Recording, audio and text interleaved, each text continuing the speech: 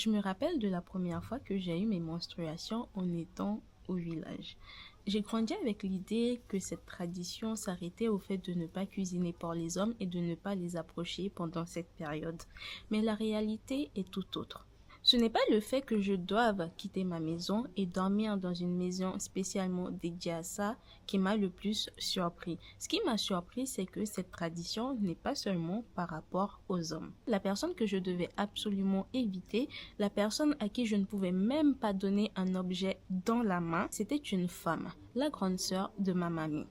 Si je devais lui donner quelque chose, je devais poser cette chose au sol pour qu'elle vienne le récupérer. Je ne pouvais pas toucher à la réserve d'eau, sinon elle pouvait plus consommer cette eau.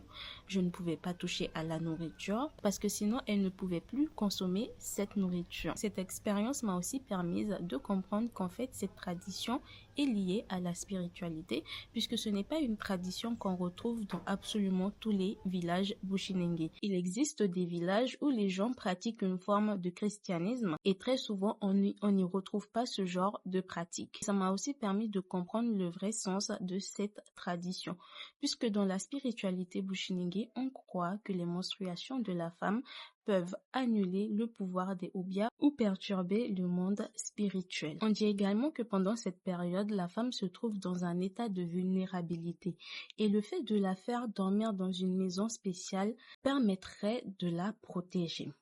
J'ai aussi compris qu'on demande aux hommes de respecter ces traditions tout simplement parce que les menstruations de la femme peuvent les rendre impuissants de manière spirituelle. Certaines personnes ont des interdictions formelles par rapport à ça. Et ces personnes peuvent être des femmes, des hommes et même des enfants.